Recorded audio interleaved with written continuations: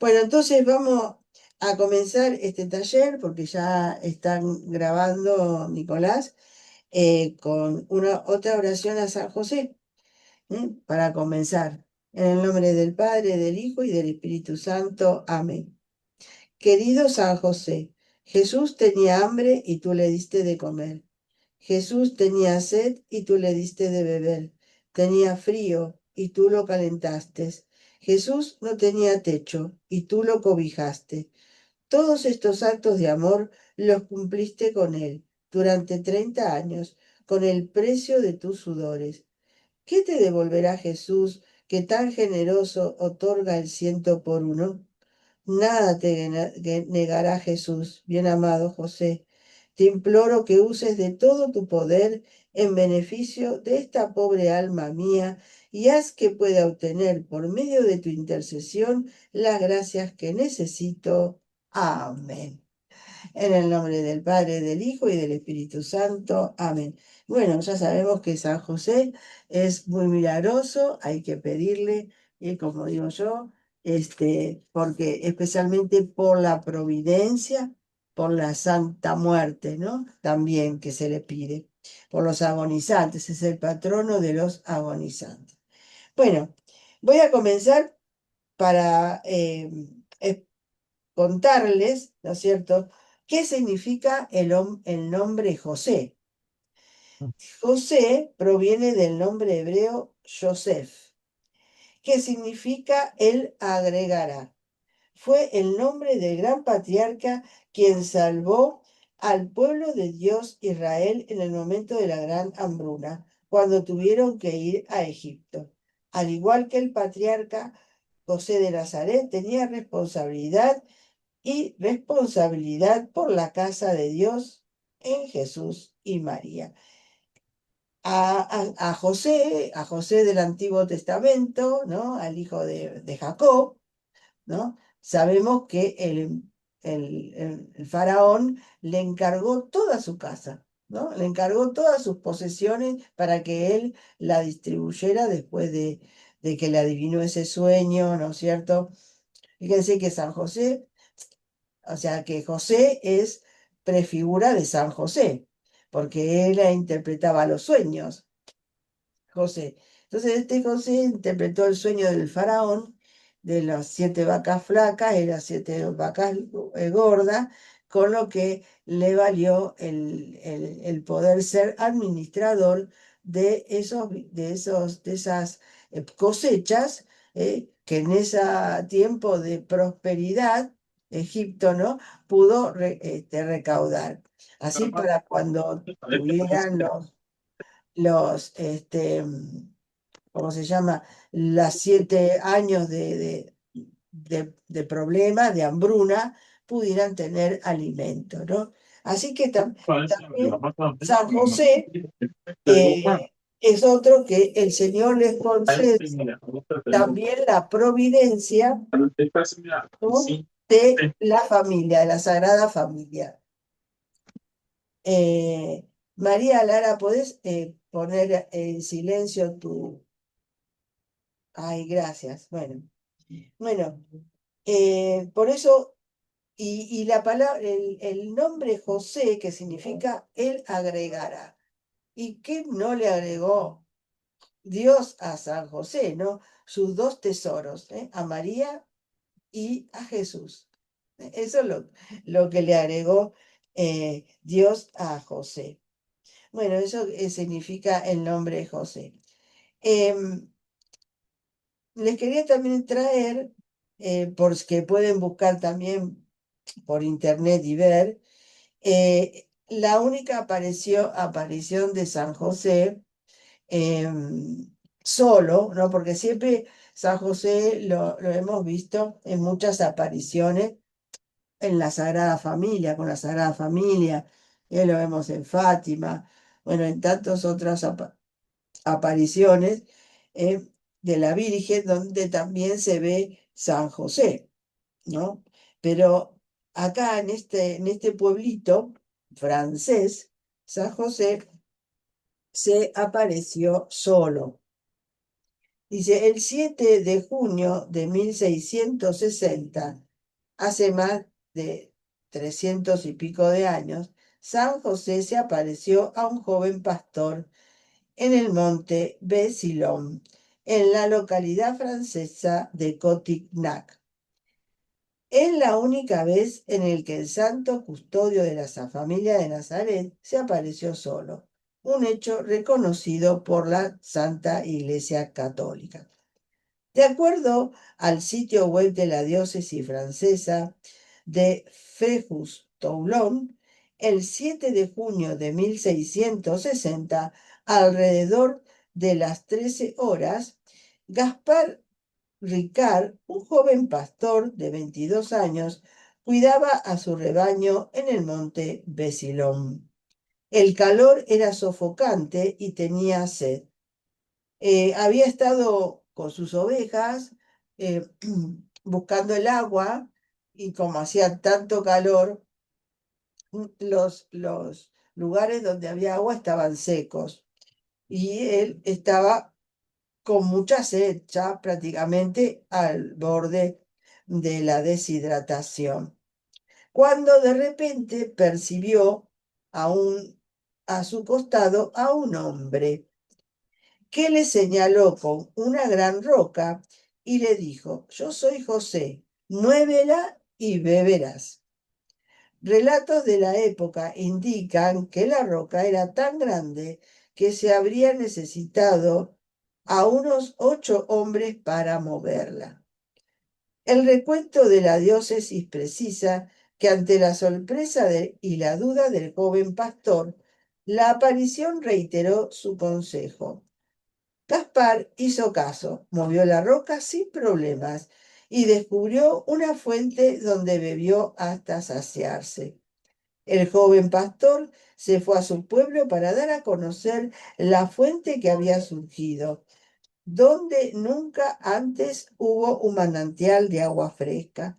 Según el sitio web del monasterio benedictino en Cotignac, tras conocer la noticia, el 9 de agosto los habitantes de la región comenzaron a construir una capilla en el lugar de la aparición, a donde iban muchos enfermos que volvían sanados o consolados ante sus dolencias. La capilla se terminó de construir en 1663 y fue confiada por el obispo de entonces a los padres oratorianos, que edificaron un santuario alrededor de la fuente. Hasta el día de hoy se puede ver en el lugar una inscripción tomada del libro de Isaías: sacaréis aguas con gozo de las fuentes de la salvación. En marzo de 1917, el entonces obispo de Fréjus-Toulon, Monseñor Félix Gilbert, afirmó en una carta que la brevedad del mensaje de San José en la aparición del 1660 muestra que el santo custodio no es hablador. Nada más simple ni más pobre que esa intervención, la única aparición de San José de este tipo en toda la historia de la Iglesia, en una tierra que se había reservado ya para sí Nuestra Señora. O sea, San José le dijo poquitas palabras a este pastorcito, ¿no? Mueve la roca y beberás. Yo soy José, mueve la roca y beberás. Ya nos demuestra, ¿no? Lo que fue siempre el santo, ¿no? Que sabemos que no tenemos ninguna palabra de él en las Sagradas Escrituras. Bueno, se cuenta, si uno te va a ver ahí los documentales que hay de ese lugar, cuánta gente va a pedirle un montón de gracias que coincide. Yo escuchaba a un señor que decía que había, bueno, que él no era una persona creyente, así bueno, de creer en estas cosas, dice, yo soy más bien frío, pero bueno, me dijeron hacer los 30 días de San José y te va a conceder lo que le estás pidiendo y necesitando. Entonces él dijo, yo no tengo nada que perder y lo voy a hacer. Y bueno, empezó a hacer esos 30 días de San José, que es una de las devociones que se le hace a San José. Dice, y a los 10 días ya me consiguió lo que yo estaba necesitando, San José, ¿no? Así que bueno, tengamos fe y pedamos siempre a San José. Da la casualidad que en ese lugar de desaparición, eh, se hizo también referencias de una aparición de la Virgen María en 1519, bajo la advocación de Nuestra Señora de las Gracias, que también visitó la localidad de Cotignac. El sitio web de la diócesis destaca que el 10 de agosto de 1519, en la fiesta de San Lorenzo, la Virgen María, acompañada de San Miguel Arcángel, y de San Bernardo, se apareció en el campo a un hombre muy piadoso de nombre Jean de la Vanoë.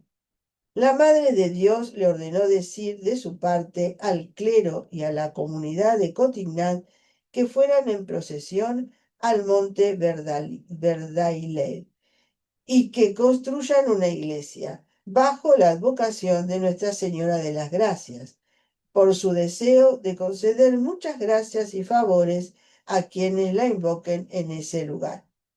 Entre los peregrinos famosos que llegaron hasta ese lugar está el rey Luis XIV, quien le agradeció el don de su nacimiento. En la actualidad, muchas personas peregrinan para pedir el don de un hijo o para agradecer haber recibido alguna gracia. Las embarazadas también visitan este lugar para agradecer el don de la vida. Bueno, como vemos, lógico que San José nunca va a estar separado de su querida esposa, la Virgencita María. Bueno, pero entonces ahora vamos a, sí, a comenzar con, con esta enseñanza. En esta primera parte vamos a conocer a San José según las Escrituras. Y después, en otro taller, en otro domingo, vamos a ver la teología de San José, ¿no? Bueno, dice este escrito que yo saqué, ¿no? La espléndida manifestación de devoción a San José, que se ha producido en una medida cada vez mayor durante los últimos 100 años, requiere cierta explicación. ¿Cómo podemos explicar este fenómeno? La piedad cristiana exige algo más que entusiasmo en su devoción a un santo. Necesita nutrirse con una mejor comprensión de las ricas ideas que han sido explicadas por exégetas y teólogos, así como las reflexiones de los santos. En vista de las enormes ventajas espirituales que obtuvieron de esta devoción, las ideas de estos últimos nos llaman la atención y respeto. ¿Con qué frecuencia el corazón anticipa conclusiones más tarde extraídas por los teólogos sabios? Aquí yace la grandeza del corazón, pero por el contrario, el corazón a menudo no está seguro y está lleno de dudas. En el caso de la devoción a San José, no ha sido así a menudo. Muchos lo aman espontáneamente, pero se preguntan si su creencia y fe se disminuye con la medida apropiada de discreción. Los intereses de un santo son mejor servidos dirigiendo un curso seguro sobre el peligro de exagerar su importancia, por un lado, y la posibilidad de minimizar su grandeza por el otro. Así que a veces, ¿no es cierto?, nos pasa eso, ¿no? Eh, como nos pasa con la Santísima Virgen María, como le pasó a San Juan Pablo II, ¿no? Cuando y ya él, con su devoción a la Virgen, que era inmensa, en un momento se preguntó si no era exagerada, ¿no? Hasta que, bueno, se topó con el libro de San Luis María Griñón de Montfort y descubrió que no era así, ¿no? Bueno, con San José pasa lo mismo, ¿no? Con San José a veces nosotros decimos, bueno, porque no sé cómo le vamos a tener tanta devoción, ¿no?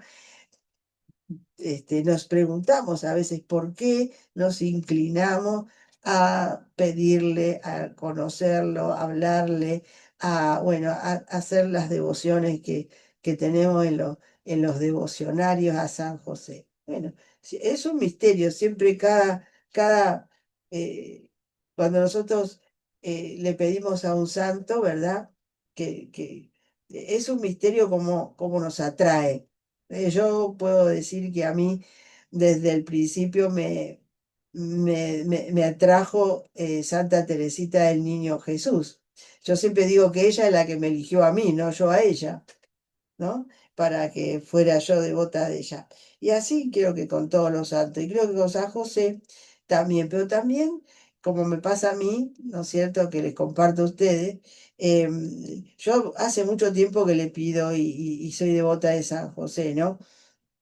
Pero cada vez le pido más, cada vez lo amo más, cada vez le pido más por intercesión de él mis necesidades, ¿no? Y también de los que me piden oración también. Y bueno, con mucha fe, muchas veces compruebo su providencia. Yo le pido siempre en esa providencia que eh, como lo vemos siempre en la devoción a San José, se le pide siempre, ¿no? Bueno, vamos entonces a comenzar a conocer a San José en las Escrituras. Las Sagradas Escrituras es la fuente más auténtica que tenemos para el estudio de la importancia y el significado de San José en la economía actual de salvación. El magisterio de la Iglesia, la norma universal y próxima de toda verdad, basa su amor y devoción a San José en los datos dados en las páginas de la palabra inspirada de Dios. ¿Qué nos dice la Sagrada Escritura acerca de San José? Nos dice mucho. Nos dice mucho. Sería engañoso medir su importancia por el número de palabras que se le asignaron en la narrativa sagrada. Como es tan a menudo el caso en la Biblia, algunos comentarios aparentemente simples dicen más de lo que podemos comprender en una vida de estudio y reflexión. Es cierto que la Biblia no nos da una imagen profunda del santo, pero tampoco contiene una biografía definitiva de Cristo o de su madre. La Sagrada Escritura, sin embargo, nos dice todo lo que necesitamos saber acerca de San José, así como la misión que se le asignó en la vida del pueblo de Dios. Los siguientes puntos son los principales hechos de la vida de San José que la Sagrada Escritura propone como históricamente verdadero. Perdón, voy a tomar un poquito de agua porque entre que recé el rosario y ahora...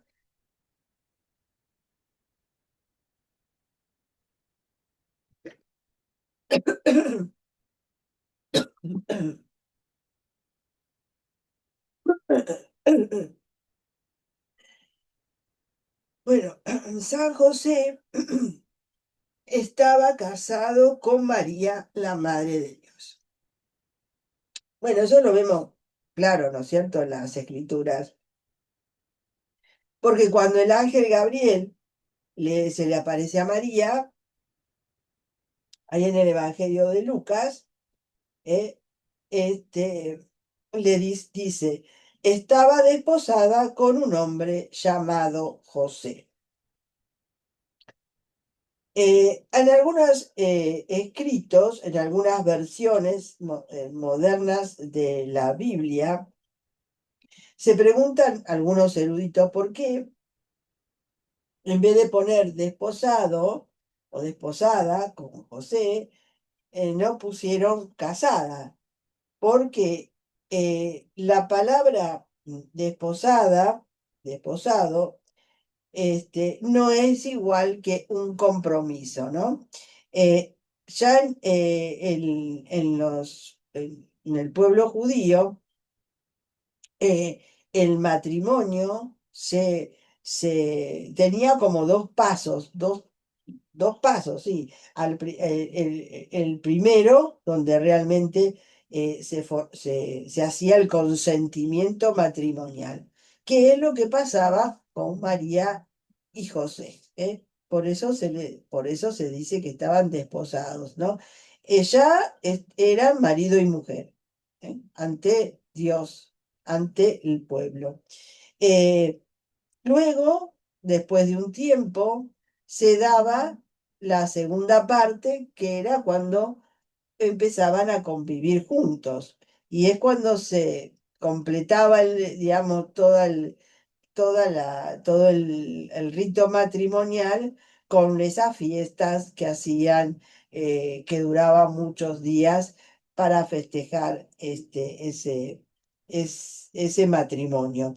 Pero ya en ese momento de la Anunciación, cuando María recibe al ángel, ella ya estaba casada con José, ¿no? Ya era matrimonio.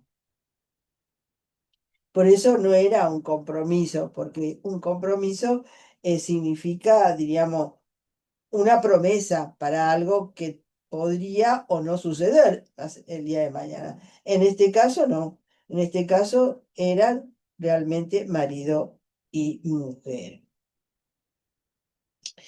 Este, ya la mujer en este estado, de matrimonio, si el esposo moría, ella heredaba, ¿no? Tenía su herencia, de los bienes.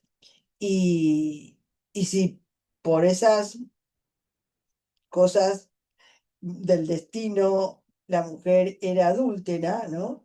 Pues tenía que, pues por supuesto sabemos que en ese momento, la ley era de que había que apedrear a ese tipo de mujeres, y o si no tenía que tener un acta de divorcio. Todo eso quiere decir, ¿no es cierto?, que realmente José era el esposo de María.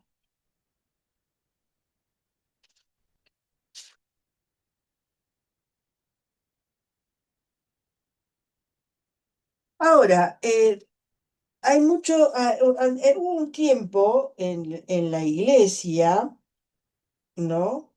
Eh, que se dudaba de la edad de San José. Sabemos que la Virgen tenía unos 15, 16 años cuando recibió el anuncio, del ángel que iba a ser la madre de Jesús. Este, y bueno, a San José, eh, em, no, le habían puesto como edad a un hombre mayor, un hombre, ¿no? Este, a la que en mucho tiempo en la iglesia, se lo representó como una persona de 80 años, un viejo. Se veían las estatuas, las imágenes, los cuadros de San José con así, anciano. Eh, Aunque en las primeras, se descubrieron que en las primeras pinturas rupestres, o sea, las primeras pinturas de las catacumbas, sin embargo, San José se representaba como un hombre joven, aproximadamente de 25 años, más o menos. Esta tendencia, siguió hasta el año cuarto, ¿no? Pero en ese momento, y casi hasta los tiempos modernos, el marido de María era representado como un hombre de edad avanzada. Esto plantea la interesante pregunta de por qué José de repente se convirtió en octogenario en el arte cristiano. No puede haber ninguna duda de que el cambio fue hecho deliberadamente. En el siglo IV, la virginidad perpetua de María estaba siendo atacada y a modo de implicación se afirmó que José era el padre natural de Cristo. Esta afirmación fue una grave distorsión de la revelación divina y fue rápidamente refutada por los obispos de aquellos tiempos.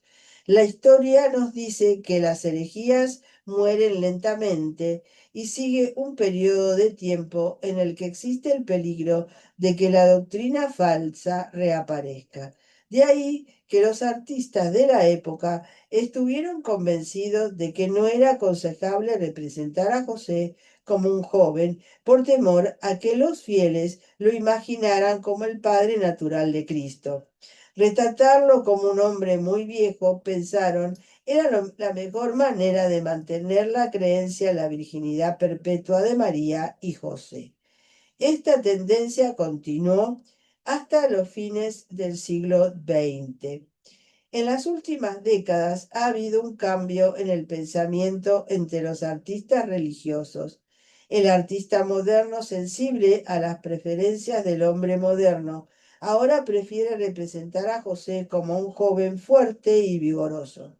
Esta tendencia saludable coincide con los estudios recientes de las escrituras y ha ayudado a los cristianos a rechazar como fábulas sin valor muchas de las leyendas sobre San José que están contenidas en las literaturas apócrifas, especialmente en los evangelios de Pseudo Mateo y el de la Natividad de María.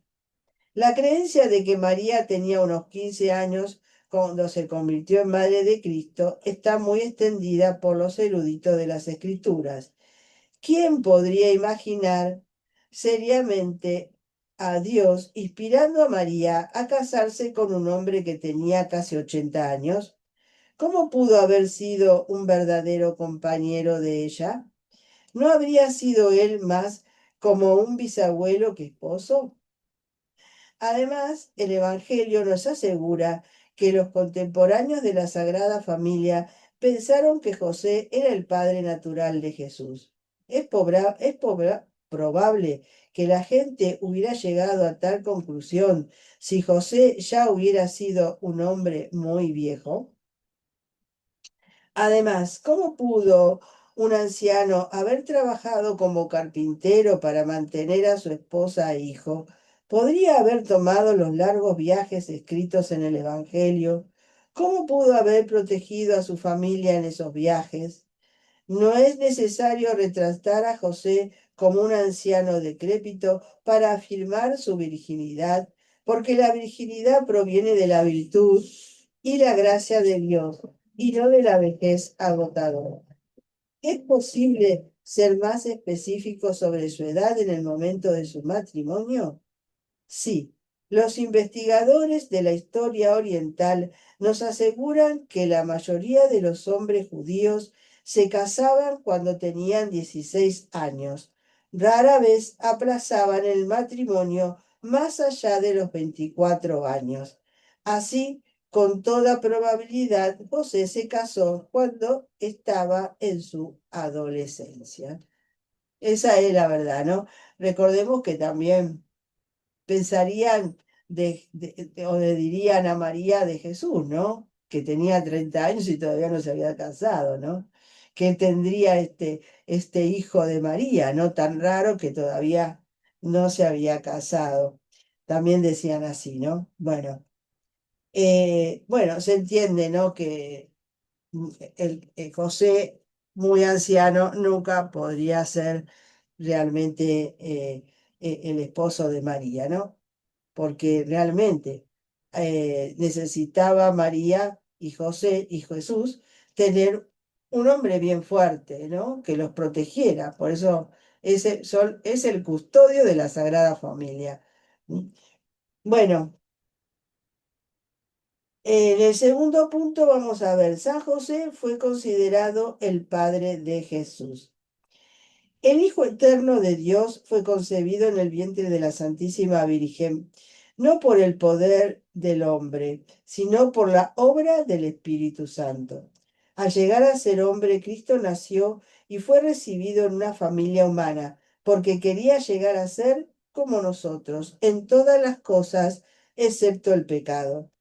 Una de las principales razones por las que Cristo nació en una familia se debió al hecho de que está de acuerdo con la ley natural divina que los hijos deben nacer en una pareja casada.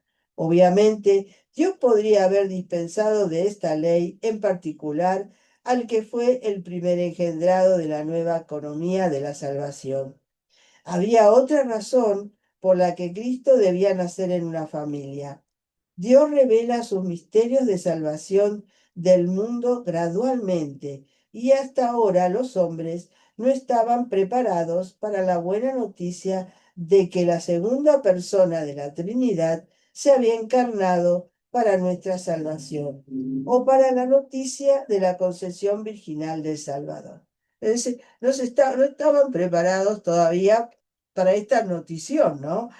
que, que, que Dios, la segunda persona de la Santísima Trinidad, se encarnó, se hizo uno de nosotros y que nació de una virgen. O sea, ya sabemos todo lo que se decía, ¿no? Que eso era muy difícil de que el hombre pudiera comprenderlo y aceptarlo. A medida que fueron pasando el tiempo, ¿no es cierto?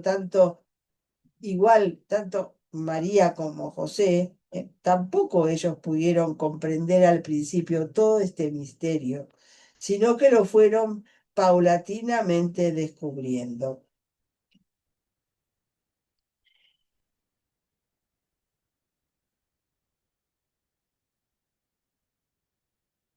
Esto habría dañado la causa de la redención humana si Cristo se hubiera encarnado fuera de una familia humana. También habría traído deshonra al Salvador y a su madre, ya que muchos la habrían considerado culpable de violar gravemente la ley moral de Dios. Si María, digamos, no hubiera estado casada y hubiera tenido a Jesús, hubiera eh, este, transgredido la ley de Dios. Por lo tanto, podemos ver la gran ventaja de que Cristo haya nacido del matrimonio de María y José. Y como esto actuó como velo sobre las inescrutables designios de la providencia hasta que el mundo pudiera beneficiarse de esta revelación. De hecho, los evangelios no indican que Cristo haya revelado nunca este misterio de su concepción virginal hasta que, hasta, hasta que había demostrado su divinidad y preparado así las mentes de los hombres para aceptar este misterio.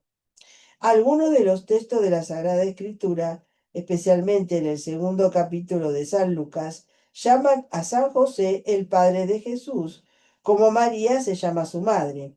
Al registrar la presentación del niño en el templo, San Lucas escribe, y cuando sus padres trajeron al niño Jesús. Después de la profecía de Simeón, la narración continúa, su padre y su madre maravillados por las cosas que se decían de él. Cuando Cristo subió al templo a la edad de 12 años, leemos, y su padre y madre iban cada año a Jerusalén durante la fiesta de la Pascua. Y después de que se habían cumplido los días, cuando regresaron, el niño Jesús permaneció en Jerusalén, y su padre y madre no lo sabían. Al darse cuenta de que el niño estaba desaparecido, José y María lo buscaron durante 3 días hasta que lo descubrieron en el templo. En esa ocasión, el Evangelio relata las palabras de María con el niño. He aquí, en la tristeza, tu padre y yo te hemos estado buscando. Bueno, ahí, o sea, estos relatos que vemos en los evangelios nos demuestran eh, esa presencia de la familia de Jesús, José y María, sus padres, y que hasta ese entonces tampoco diríamos, tanto María como José sabían realmente la divinidad de su hijo Jesús, ¿no? Vean, no tenían todavía esa comprensión exacta de quién era verdaderamente Jesús. San José ejerció derechos paternos sobre el niño Jesús. Un ángel del Señor se le apareció a Jesús, a José, y le dijo: José, hijo de David, no temáis tomar a María vuestra esposa, porque, porque lo que nace de ella es del Espíritu Santo. Ella dará a luz a un hijo y le llamarás por nombre Jesús, porque él salvará a su pueblo de sus pecados. Por lo tanto, José está seguro de que es su derecho y deber nombrar al niño nacido de su esposa. Nombrar al niño fue considerado, según la mentalidad judía, como una prerrogativa especial del padre. Era un ejercicio de autoridad paterna. Y 8 días después de su nacimiento, con ocasión de la circuncisión, encontramos a José presidiendo la ceremonia, aunque con toda probabilidad no realizó la circuncisión. Y tal como él dirigió al niño, que se le llamó Jesús. Este rito convirtió a Cristo en miembro del pueblo elegido, heredero de todas las promesas que habían sido predichas por los profetas. Al mismo tiempo también recibió su ascendencia legal, convirtiéndose en miembro de la dinastía davídica. Es cierto que tanto María como José eran descendientes de la casa de David, pero es por medio de José que Cristo recibió el título, Hijo de David, según el cual el Mesías debía ser reconocido. En los evangelios hay otros indicios del liderazgo que San José dio a su familia mientras cuidaba de su esposa y del niño. Después de la visita de los Reyes Magos, Herodes buscaba matar al niño y un ángel se le apareció a José. He aquí, un ángel del Señor se apareció en un sueño a José, diciéndole: levántate y toma al niño y a su madre, y huye a Egipto, y permanece allí hasta que te lo diga. Actuando como padre protector del niño, lo llevó sano y salvo a Egipto, donde estuvo a salvo de la intención diabólica de Herodes. Cuando el rey Herodes murió, un ángel también le volvió a... Ya esto lo conocemos, ¿no? Volvió a aparecerse a José para decirle que podía ya volver. Todo esto que nos relatan los evangelios nos está diciendo que José realmente actuó como un verdadero padre, como un verdadero padre de, del niño Jesús.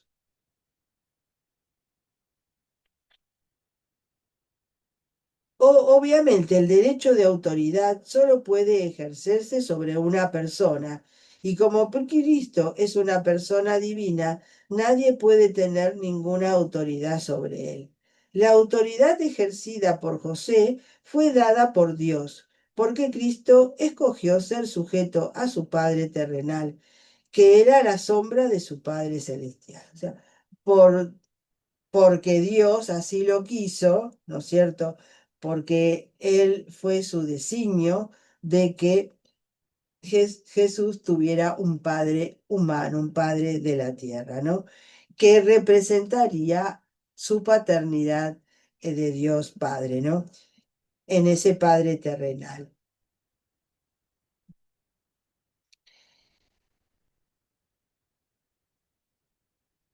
Si la humilde sujeción de Jesús nos da un ejemplo de sumisión debida a la autoridad legalmente constituida, también sirve para enfatizar la dignidad de aquel a quien obedeció.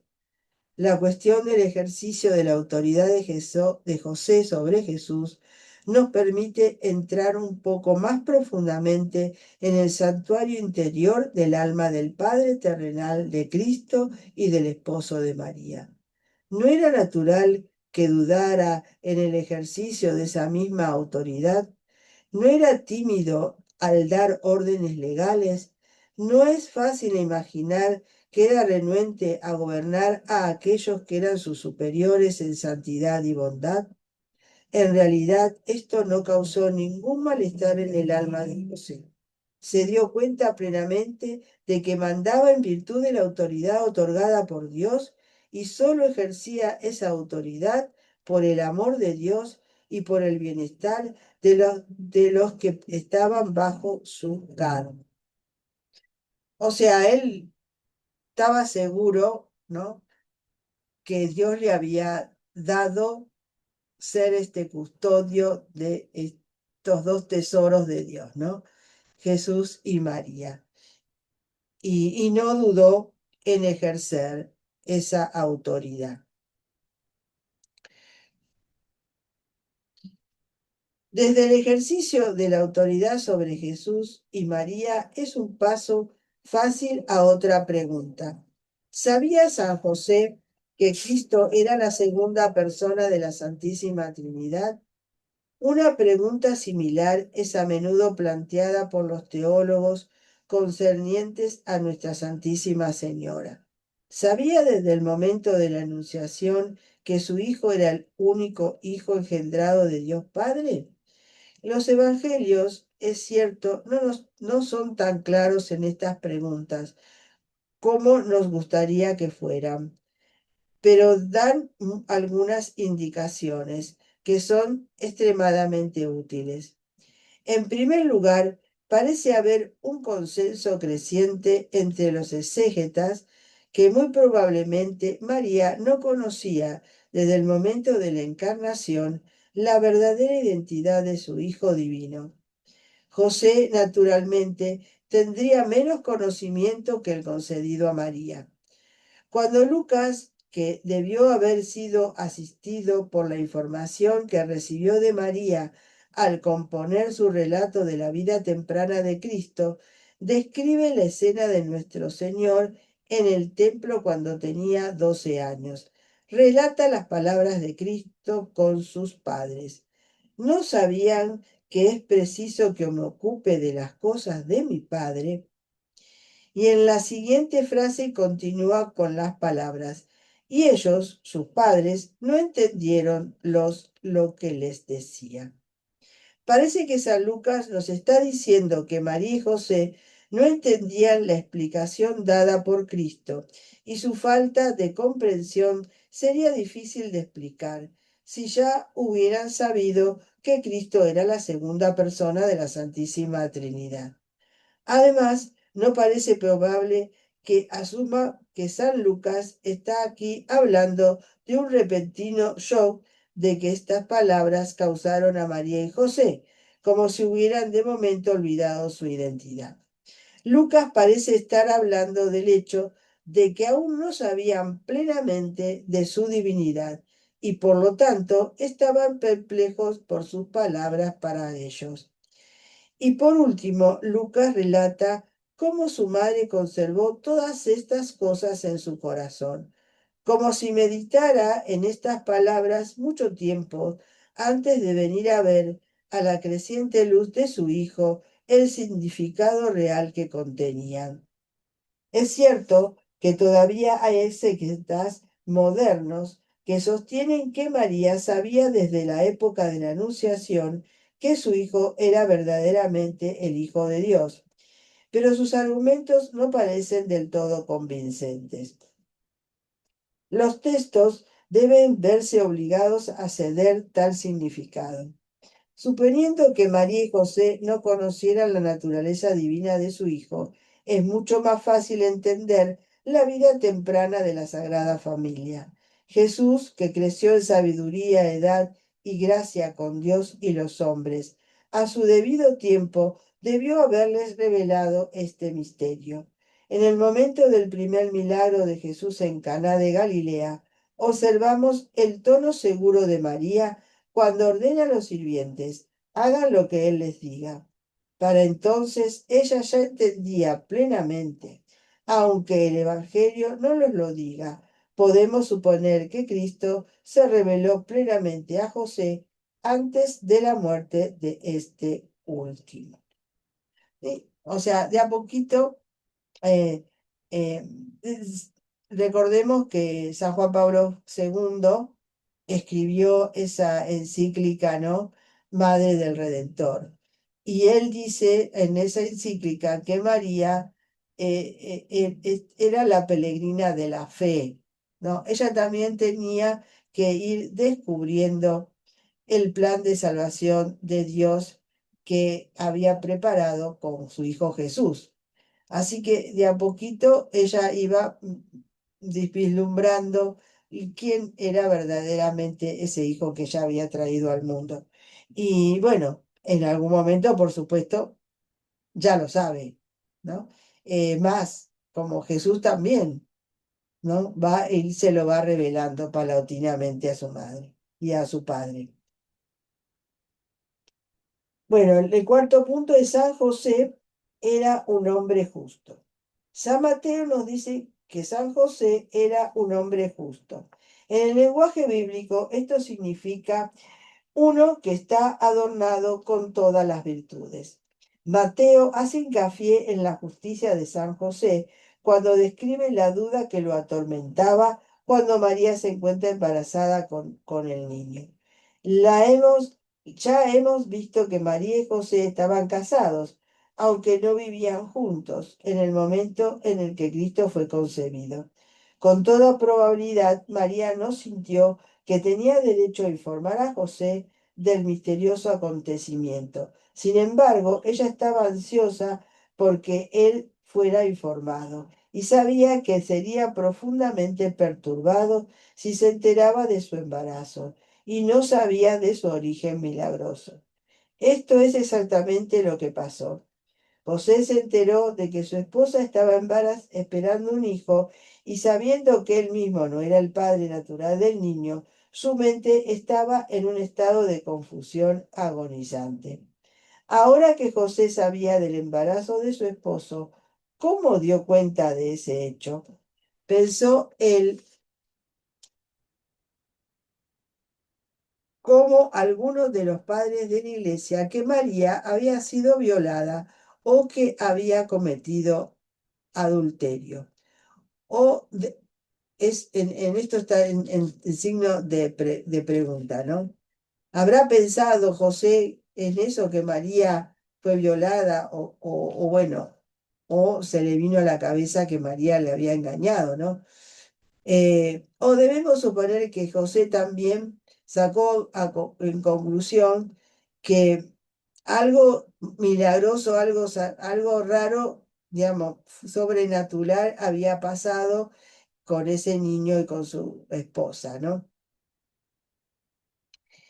Eh, Algunos han sugerido una tercera posibilidad, a saber, que San José admitió a sí mismo que no sabía cómo podría haber sucedido esto y que al principio simplemente no sabía qué hacer.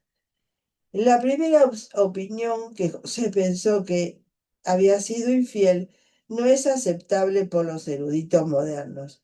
Es extremadamente improbable que José haya entretenido tal opinión. Sabía que María era la persona más sagrada que había conocido y era consciente de que su joven esposa era una mujer de profunda sutileza espiritual y totalmente comprometida con el cumplimiento fiel de la voluntad de Dios. Nunca por un instante podríamos imaginarlo cuestionando su inocencia. Él, dadas las circunstancias, sería mucho más propenso a simpatizar con la segunda opinión, que ella había concedido milagrosamente a un niño por el poder de Dios. En lugar de albergar cualquier sospecha contra su esposa, habría estado dispuesto a aceptar esta posibilidad con fe ciega. Sin embargo, no es probable que llegara a esta conclusión. Una concepción virginal milagrosa era inaudita. Tal acontecimiento nunca habría entrado en la mente del hombre sin la ayuda de una revelación divina. Así, por un proceso de eliminación, llegamos a la tercera posibilidad. San José estaba desconcertado, simplemente no sabía qué pensar. Estaba confundido. Dado que José estaba convencido de la inocencia de María, naturalmente no creía que tuviera la obligación de acusar a María a las autoridades, que a su vez estarían obligadas a apedrearla como adúltera.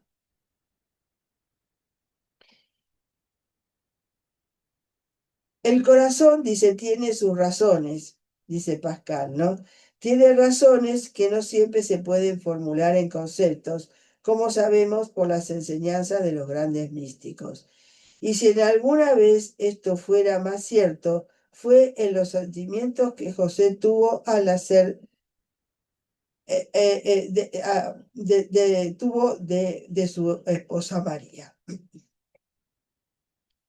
Los grandes escritores místicos han descrito la condición del alma que siente que ha sido abandonada por Dios, aunque sabe muy bien, por la oscura luz de la fe, que tal no es el caso. En el caso de San José, bien pudo haber sido una lucha mística que estaba experimentando, en la que sus sentimientos más profundos le dijeron que nunca debía renunciar a María, mientras que la razón le hizo sospechar que estaba obligado en conciencia, un juicio del intelecto práctico que no es infalible, sino una revelación especial para hacer lo que más temía, principalmente a estar divorciado de María para siempre. Lo que quieren decir acá, ¿no? Que ellos, los que estudian estas cosas, San José estaba en esa duda, ¿no? O sea, estaba como en una noche oscura, ¿no? Sentía que algo más allá de su entendimiento había pasado con María, ¿no? Y por lo tanto no la quería abandonar, por lo tanto la quería también proteger de que fuera apedreada, ¿no? Bueno, así que tuvo que venir Dios, ¿no es cierto? Actuar Dios con San José para revelarle y dejarlo tranquilo, pobre José, ¿no? Lo que tuvo que pasar. Así que bueno, así ya con esto, con esa, ¿no? Ese envío del ángel en sueño que le dice, toma a María y no temas, porque lo que está engendrado en ella viene del Espíritu Santo y que le dice que tiene que ponerle por nombre a Jesús a ese niño, como diciéndole, vas a ser su padre, vas a ser su padre. Pues sabemos que el nombre lo ponía siempre el padre, ¿no? Para digamos, eh, que quedara claro que el hijo era de él. Y así fue lo que pasó con José, ¿no? Em, Entonces José hizo la voluntad de Dios. Por eso decimos que José, o la escritura nos habla de que José era un hombre justo. Él que quería siempre hacer la voluntad de Dios. En esto le costó un poco discernirla, ¿no? Pero bueno, con la ayuda de Dios, porque tuvo que Dios ayudar a esto. Sabemos que hay cosas misteriosas que nunca vamos a saber nosotros, ¿no? Nosotros no somos Dios. Y las cosas de Dios, Dios no tiene por qué a veces revelárnosla toda. Nosotros tenemos que confiar en Él, ¿eh? En lo que nos dice, en lo que nos pone a que vivamos en nuestra vida. Bueno, eh, con fe tenemos y confianza tenemos que aceptar esas cosas que a veces no comprendemos.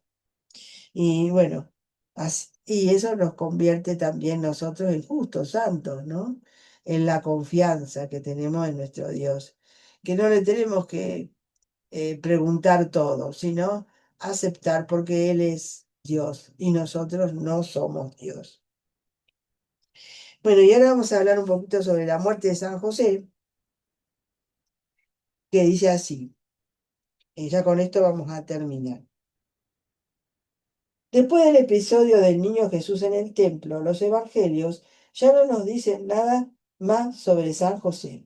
Su nombre se menciona de paso cuando nos enteramos de que Cristo comenzó su ministerio público cuando tenía unos 30 años de edad, siendo como se suponía el hijo de carpintero. Pero no hay más indicios dados que todavía estaba vivo. Con toda probabilidad, José murió antes de que nuestro Señor comenzara su vida pública, ciertamente antes de la fiesta de bodas en Cana. Sabemos que San José era carpintero y es muy probable, según la tradición, que le enseñó a su hijo el mismo oficio. Aunque nació de la casa real de David, fue un hombre de circunstancias modestas y se ganó la vida por su familia con el sudor de su frente. Fíjese, la humildad de San José, ¿no? Él era de la descendencia real. Sin embargo, él nunca, nadie se enteró, de que era un príncipe. Bueno, le estaríamos haciendo una injusticia a José si nos imaginamos que es algo menos que un buen artesano. Si bien la Sagrada Familia no vivía en lujo, gracias a la diligencia de José, estaba debidamente aprovisionada.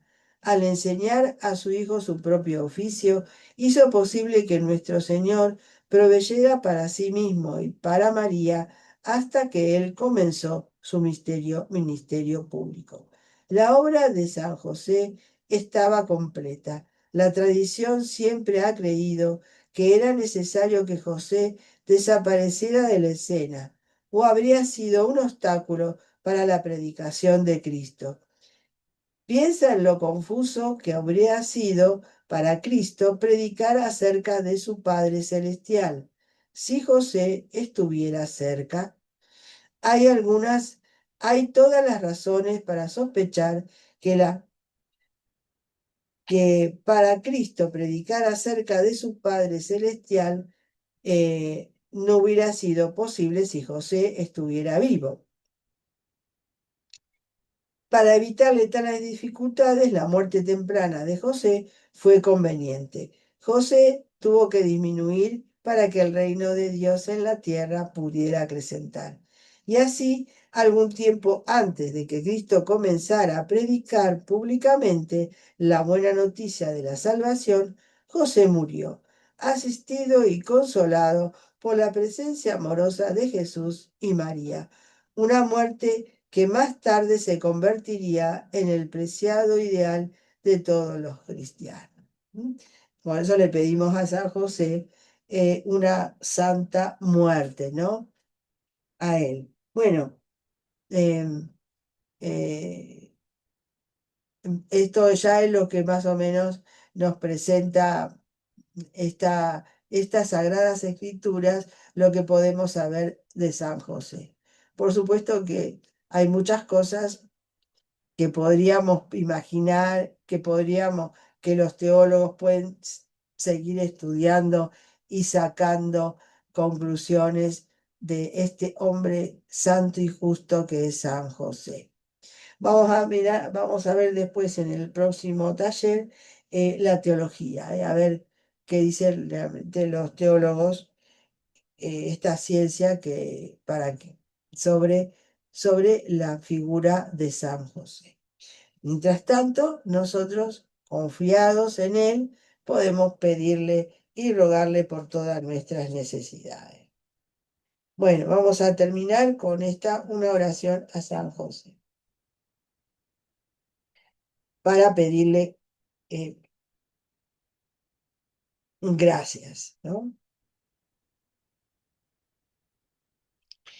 Buen patriarca San José, yo inspirado en las enseñanzas de la Iglesia Santa y de sus doctores y teólogos, y en la conciencia universal de toda la fe del pueblo cristiano, siento en mí una fuerza misteriosa que me alienta y obliga a pedirte y suplicarte y esperar me otorgue de Dios la gracia y extraordinaria, la grande y extraordinaria gracia que voy a poner ante tu presencia y ante tu trono de bondad y poder en el cielo. obténme también para los míos, y los que me han pedido, ruegue por ellos todo cuanto desean y les es conveniente. San José ruega por nosotros para que seamos dignos de alcanzar las promesas de Jesucristo. Amén. Bueno, con esta oración termino este taller y los invito a todos a- a tener devoción a San José, a pedirle, hoy, como les decía, comenzamos los 7 domingos a San José, preparándonos para su fiesta que es el 19 de marzo. Son los 7 gozos y los 7 dolores y los 7 gozos de San José. Así que podemos buscar en cualquier devocionario estas oraciones y hacerlas, ¿eh? Y pedirle la gracia que estamos necesitando. Bueno, que tengan buenas noches. Gracias, Olaf, por el aguante. Y bueno, María Lara ya se fue. Gracias, Isa. Bueno, así que vamos a pedirle a San José eso, pedirle todo a San José. Bueno, vamos a pedirle por todo y hacer los 30 días de oración a San José. Sí, sí, lo podés buscar en cualquier devocionario. Yo lo tengo en este librito. Acá hay un librito Manual de Piedad y Devocionario de San José, de Editorial Guadalupe. Capaz lo podés conseguir, ¿no? Bueno, y aparte de la devoción a San José, tiene otras cosas muy lindas, pero tiene toda la devoción a San José. Bueno, buenas noches, Solás, que tengas una buena semana a todos los que me han acompañado en este taller. Y bueno, vamos a ver cuándo les continúo hablando de San José. Buenas noches a todos. Chao.